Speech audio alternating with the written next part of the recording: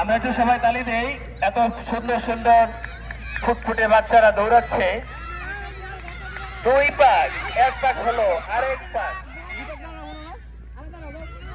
তোমরা কেউ দাগের ভিতর দিয়ে যাবে না, আরো জোরে। সামনে 3 জন 1 জোড়া এবং পিছনে 3 জন 1 জোড়া। আহারে, পিছনে যদি আরেকজন থাকতো তাহলে ভালোই তো। কত দল 100 মিটার ধরে অনেক কষ্ট করছো, থ্যাংক ইউ থ্যাংক ইউ। কিরকম অনুভূতি তোমার?